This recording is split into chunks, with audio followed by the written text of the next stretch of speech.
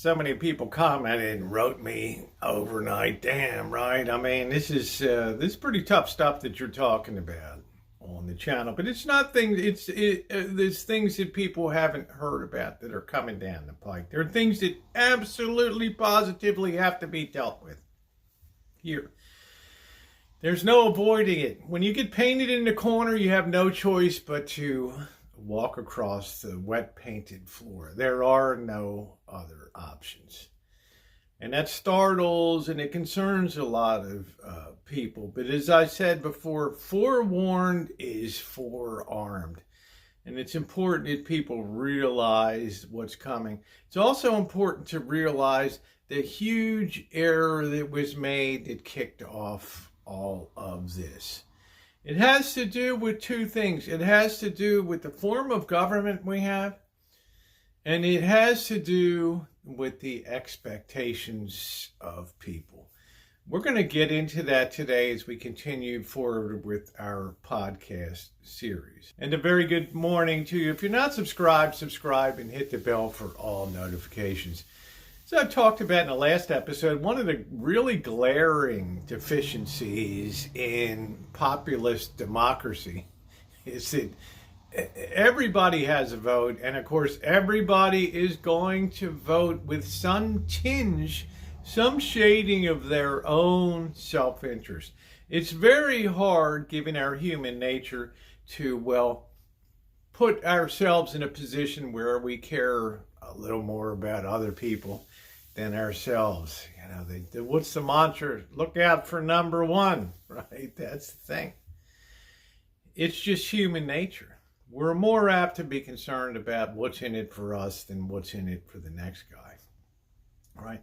So think about that and think about the type of government we have, where decision-making in the broadest sense of who we choose to represent us and lead us is made by the will of the people. Now, sometimes the will is overwhelming in one direction and you have landslides and mandates.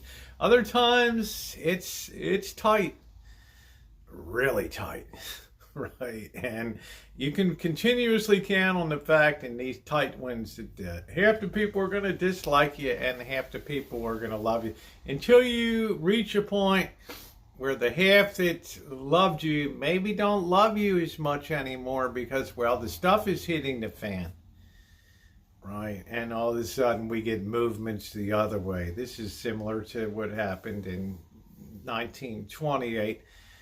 Herbert Hoover came into office with a huge mandate, a huge presidential victory. Came in inauguration talking about how we have defeated poverty and almost eradicated it from the land. Right, and everything is great. To by 1932, leaving office with probably one of the most disliked presidents in history. Right, because rather than the eradication of poverty revisited America on a scale that, it wasn't seen in America before. Right, shocking. What is the lesson from that? The lesson from that is this. Things can happen in a period of time that's unimaginable to the average person. We tend to think of change as something that occurs very slowly. But sometimes change happens in a really precipitously fast way that catches people off guard. It came out of the blue, right? Like who saw that depression coming, right? Whoever envisioned that? Well, it's the same thing today. And in yesterday's video I got a lot of feedback, and I did get a lot of questions overnight asking me to more identify. We know where we are today, right? But why is all that so bad? Why is it so bad to have that kind of deficit and that debt load? As long as they can keep selling it, right? It's fine as long as the interest rates can be controlled, which is very difficult. But it's a great question. What is wrong with it, right? Why should I be concerned. Well, here's the thing, and here's the thing you have to think about in America. Before Franklin Roosevelt took office in 1933, and I'm not going to say anything negative about Franklin Roosevelt, because in many ways I think he was one of the greatest presidents in United States history, because not only did he have to lead us out of the Great Depression, which a lot of that was psychologically and getting people in the right mindset, he also led us through war. There was probably no president since Abraham Lincoln that was more tried by the demands of the presidency than Franklin Roosevelt. So I have a very warm spot for FDR. Not so much even some of the policies I thought were excellent for the time. But contrast the America of 1928 to the America of 1933. As I said before, in 1928, nobody thought it was the job of the United States government to get involved in any way in private sector matters. Your life, your job, suck it up. You don't have a job, you're not making money or whatever, well, go live with your family, right? Go find your long lost aunt up in Sheboygan or whatever and go move in with her. All right. And others don't. We don't do that. We don't do that. What you want? What the hell's a housing voucher? You want a housing voucher? Section 8. What the hell are you talking about? It's not our job. Fast forward to the Depression, and by 1935, with the signing of the Townsend Act, which created Social Security, it was a whole different mindset in America. In a matter of just a few years, people were retrained to think of the government's not going to do anything for me, to government's responsibility to do everything for me. Right? People before never thought about politics and populism, politics of, well, I can vote myself this or that, or gee, if I elect this guy, we're going to get agricultural subsidies. Or if I elect this guy, he's going to build prairie housing out here in western Kansas. Or if I vote for this guy, he's promised to subsidize through rebates and government rebates and things, a new factory operation to build chips, whatever they are. Such thinking is absolutely unknown at that particular time. So the thought never crossed their mind when it went to voting and things like that. When FDR came along, he literally promised a new deal. And the new deal with the people was this: you support me at the voting booth, I support you. And he comes in 100 days, the famous 100 days, creates all the alphabet agencies, the Agricultural Adjustment Administration, the Civilian Conservation Corps, the Public Works Project, all this type of thing was created. Unseen before, and put money into people's pockets, right? But early in the Great Depression and dealing with it, there was tremendous bank failures. We had bank holidays. The gold was taken from the people in April of 1933. Roosevelt was very dissatisfied with the progress of recovery. And let's be honest, recovery in the 1930s was shitty. No matter what the government threw at it, it was shitty.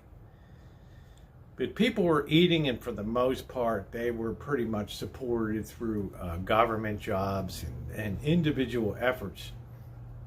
To the point that, even 1937, we had another terrific stock market smash. And, the fear was, here we go again. And it was only because of the rise of fascism in the rest of the world that, the United States took it upon itself to realize that it had to build up its forces. And, early war production began, and that's what really, really turned the corner. So we'll never really know if those early programs were effective. But remember, from now on, if you were retired or whatever and you had worked, you get your check, right? It's one of the first programs in the United States that put a guaranteed monthly check into somebody's hand that I didn't have to worry about the bank failing. Right? I had the full faith and credit pledge of the United States government behind me. Right?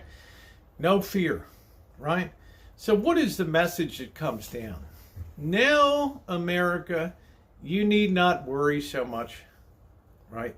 You can actually take a breath, kick back in your chair, and relax a little bit. Hence, the subsidy culture was born. Right? If housing was deficient, people piled into slums. And we're not making, I grew up in Baltimore. You're not going to tell me anything about ghettos or slums or hardcore urban living. But I'll tell you what, people were conditioned to make do. If you fast forward today, right, we have entire generations that now believe it's 100% the government's responsibility for everything that happens to them. And guess what politicians do? They pivot to this and have to run with this idea now. And when somebody comes along and says, we can't keep doing what we're doing, ooh,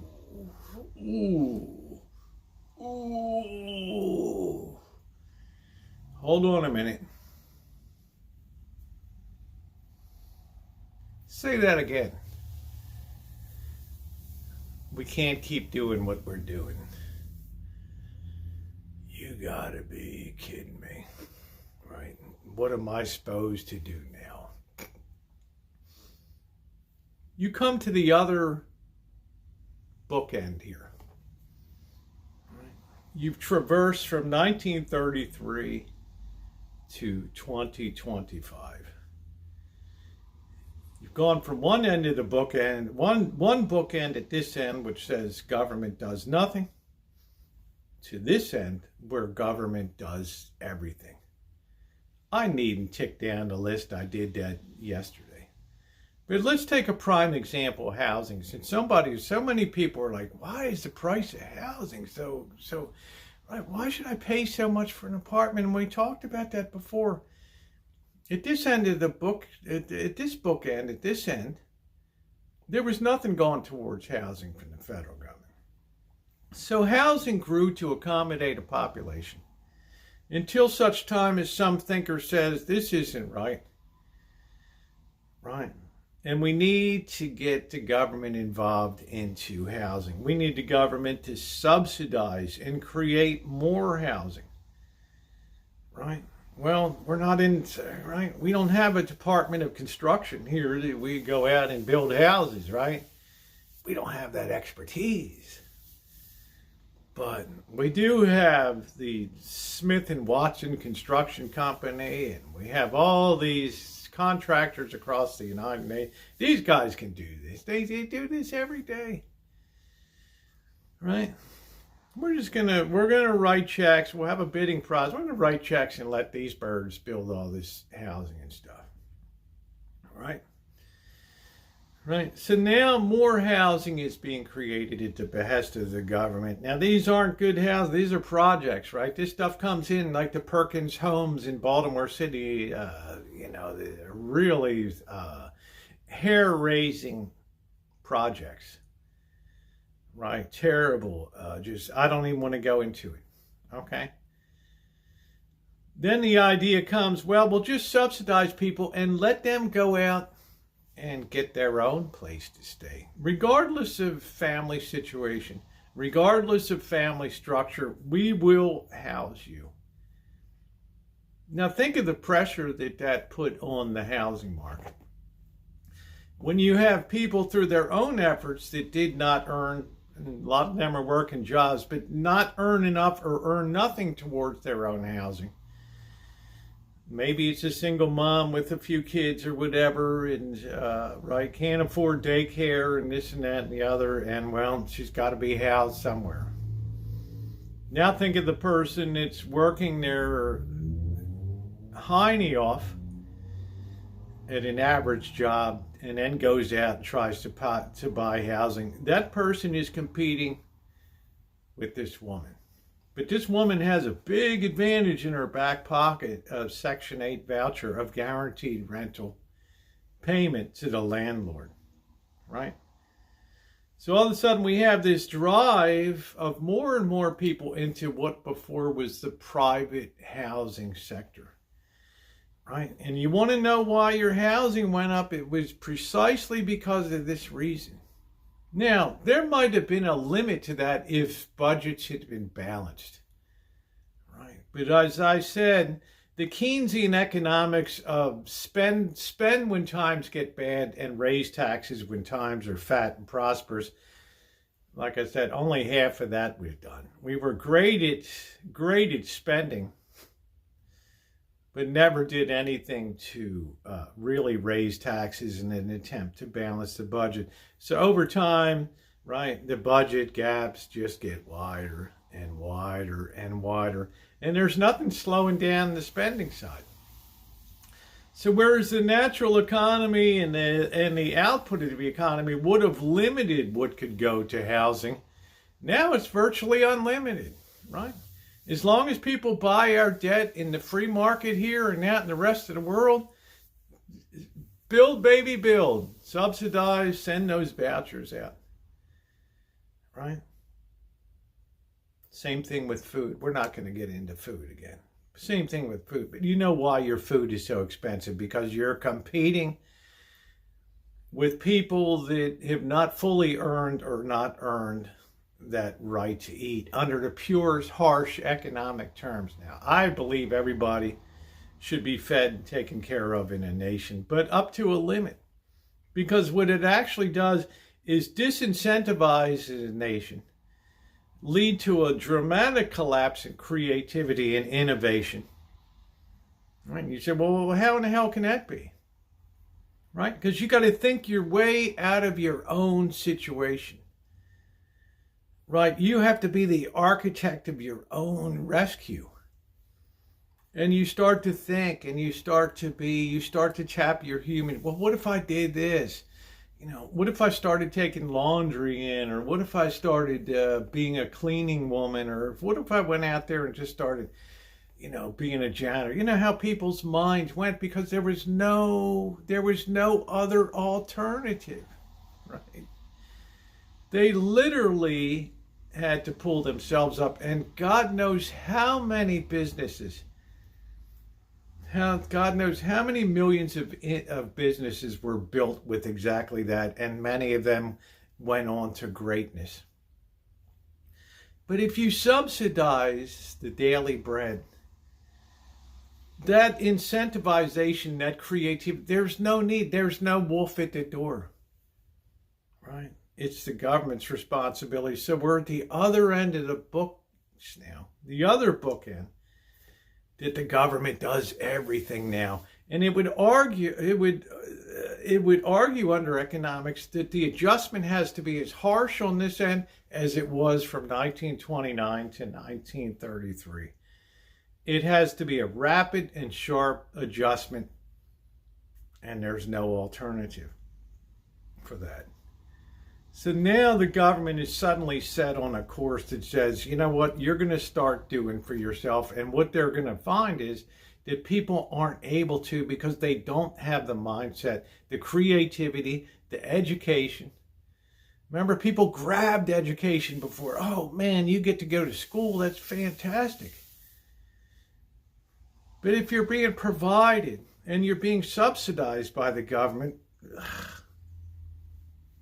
I don't know. What the hell do I need school for, right? As long as I can cash my check or my voucher's good or whatever, I don't need that.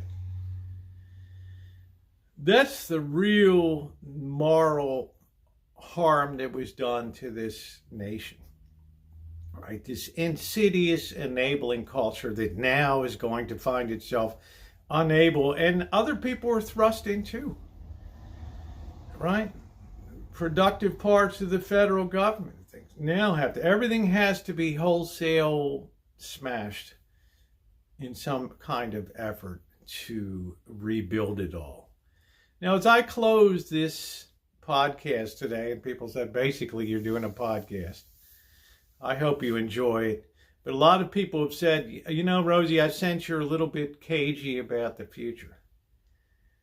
Right? Well, in a lot of ways, I don't think people are prepared mentally to hear my outlook on the future.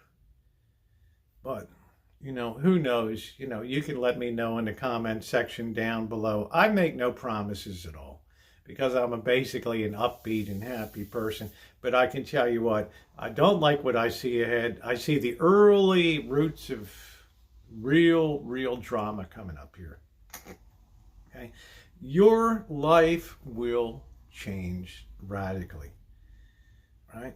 Because, well, we've now put the other end. We've now put the other bookend on here in society. If you've enjoyed this talk, yes, we go down to a much deeper, I go down to a much deeper level than just pure hate that spews from left to right. And you're suckers, you're chumps, I hate you, you liberals, son of a bitch, and you conservative bastard.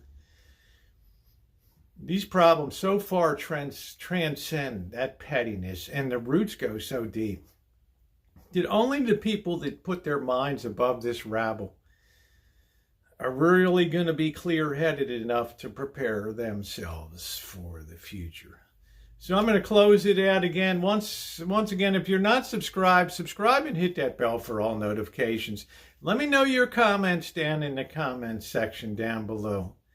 Let me know where I'm wrong. Let me know where I'm right. But above all, everyone's voice is always heard in here. Thanks for watching, everybody.